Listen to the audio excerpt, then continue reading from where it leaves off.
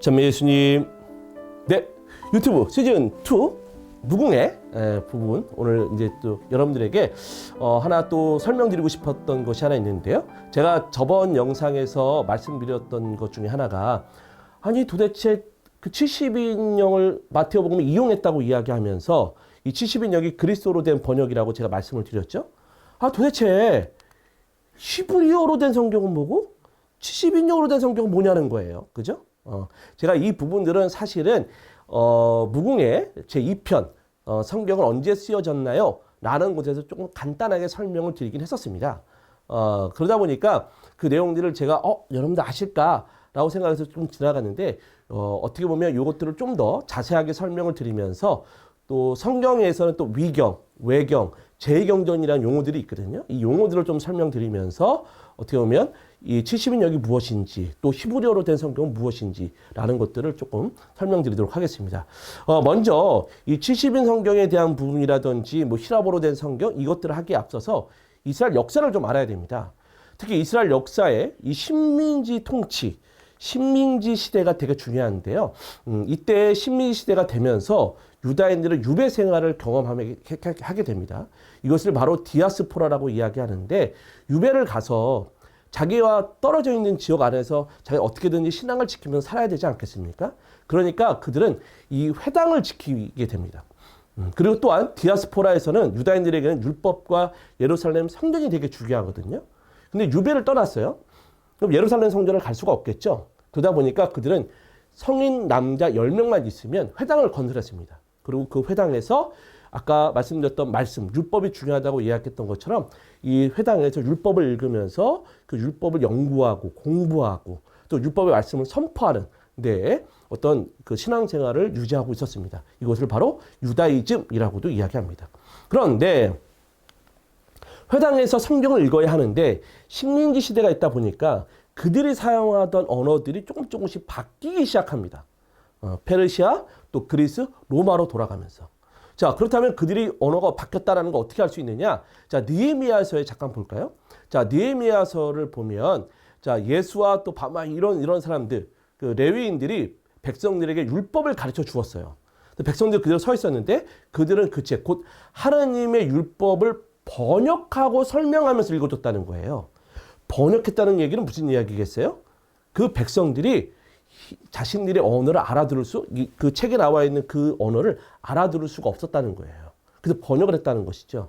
또 하나, 또 느헤미야에서 보면 자, 자녀들의 절반이 아스돗을 말하는데 유다 말은 할 줄도 모른 채 이민족 저민족 말을 하였다라고 이야기를 해요. 그러니까 유다 말을 하지 못했다는 것이죠. 그럼 유다 말은 무엇일까? 그것은 유다인들이 쓰는 언어가 있는데 이건 히브리어라는 언어입니다. 이런 언어인데 읽는 방법이 있는데요. 히브리어로 된 읽는 방법은 거꾸로 우리는 왼쪽에서부터 오른쪽으로 읽잖아요. 그러나 유다인들은 오른쪽에서부터 왼쪽으로 읽습니다. 이게 이제 마테오복음에 나타나 있는 주님의 기도를 히브리어로 이렇게 표시를 한 건데요.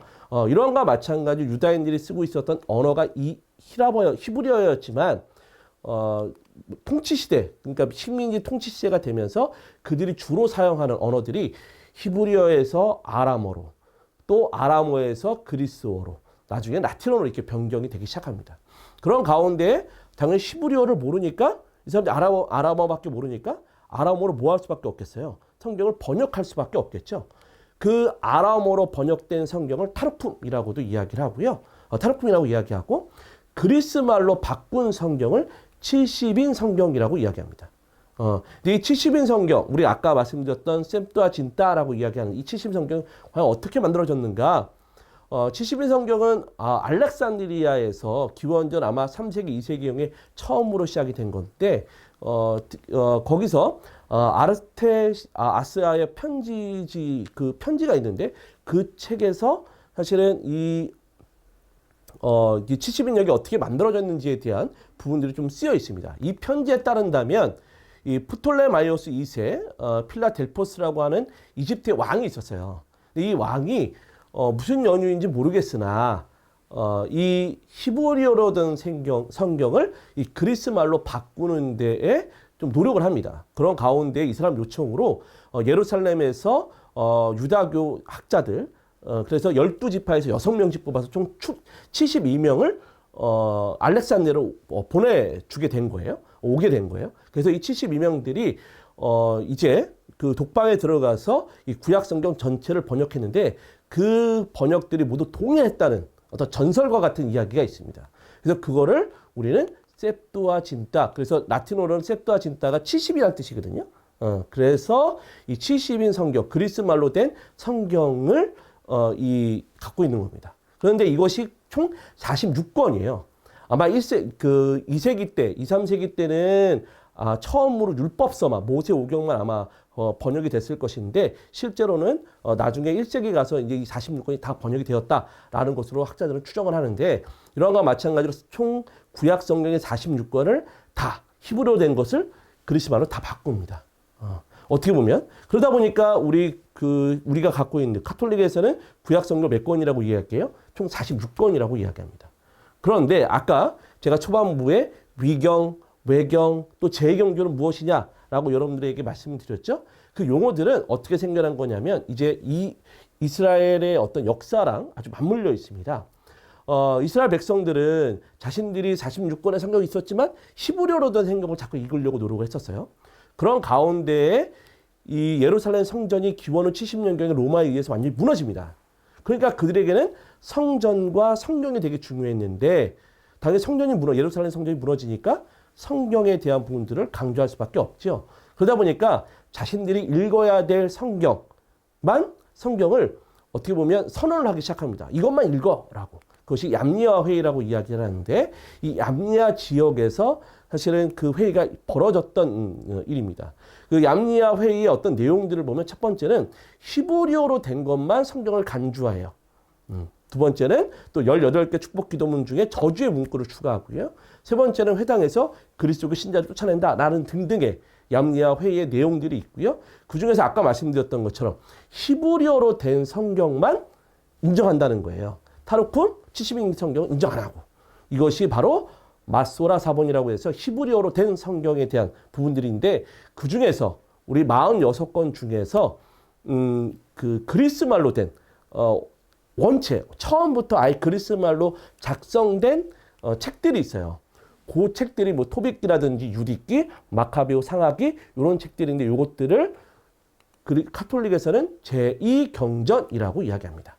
그래서 총 7권이 빠지게 되는 거거든요. 그래서 카톨릭에서는 총 그 7권을 제2경전이라고 이야기를 하고 개신교에서는 그것을 그냥 외경이라고 이야기를 하고 카톨릭에서는 그 외경이라는 것을 성경 바깥에 있는 성경들을 외경이라고 이야기하고 개신교에서는 위경이라는 말로 용어들을 좀 바꿔서 사용하기 시작합니다. 그런 가운데에 카톨릭에서는 어떻게? 즉 구약 성경에 대한 부분들이 그리스 말로 바꿨을 때 46권이었잖아요.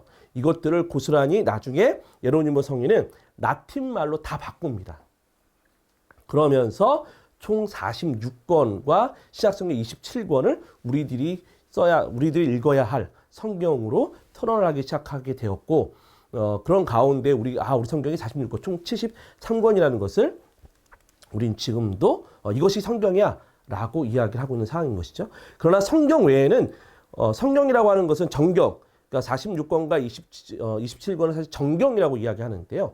그 외에도 성경은 되게 많습니다. 뭐 에녹일서라든지 뭐 바록서와 예레미야의 편지, 뭐 솔로몬의 지혜, 뭐 희년서, 욥의 유년서 등등등등의 성경들이 많은데 이것을 외경이라고 이야기를 합니다. 그 외경이 있는데 왜 우리는 외경을 읽지 않는가? 그 외경은 저자가 좀 불분명해요. 그리고 내용이 너무 과장되어 있어요. 그러다 보니까 우리가 갖고 있는 신앙을 좀 왜곡할 가능성이 있어요. 그래서 외경을 읽지 않습니다.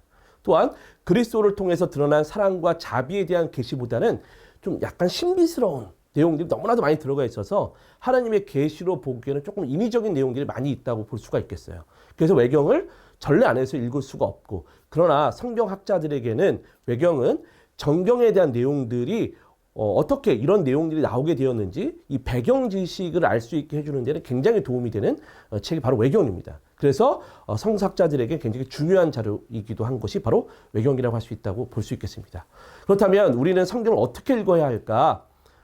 계시 현장에 바티칸 공의회 계시 현장에 보면 성경을 어떻게 읽어야 하는지에 대한 세 가지 기준점을 좀 제시를 합니다. 첫 번째는 성경 전체의 내용과 일체성을 세심하게 고려한 가운데 읽어야 하고, 두 번째는 전체 교회에 살아있는 전통 안에서 성경을 읽어야 하고, 세 번째는 신앙의 유비에 주의를 기울여서 읽어야 한다고 이야기합니다. 즉 신앙의 유비라고 하는 것은 신앙의 진리들이 하나님의 계시하는 전체 맥락에 서로 일치하고 있다는 의미를 나타내는데, 이런 신앙의 의미 안에서 주의를 기울여야 한다고 이렇게 성경 해석하기 위해서 세 가지 기준들을 제2차 바티칸 공의회에서는 제시해주고 있습니다. 그리고 또 하나 제2차 바티칸 공의회에서는 또 하나의 이야기, 즉 성경을 올바르게 해석하기 위해서는 인간 저자가 전하려는 것과 성령께서 전하는 것, 이 두 가지 모두를 주의를 기울여야 하는데, 특히 인간 저자의 의도를 제대로 파악하기 위해서는 그 저자의 시대나 문화, 또 그 당시의 문학 양식들, 또 당시에 유행했던 어법과 사고방식들을 종합적으로 고려해서 이 성경에 대한 올바른 해석을 할 수 있어야 한다라는 내용들을 계시 현장에서 전해주고 있습니다. 그러니까 우리가 어떻게 보면 성경을 어떻게 읽어야 할지 다시 한번 고민해 보는 가운데, 또 위경과 외경, 또 재경이 어떻게 나눠지게 됐는지, 또 그러다 보니까 이런 거 안에서 개신교와 우리가 7권의 권수가 차이가 난다는 거 한번 우리가 정리를 해서 정리를 좀 해봤습니다. 자, 그렇다면 여러분들 다음번에 또 무궁의 또 다른 주제를 갖고 찾아오도록 하겠습니다. 구독과 좋아요, 알림 설정 부탁해요.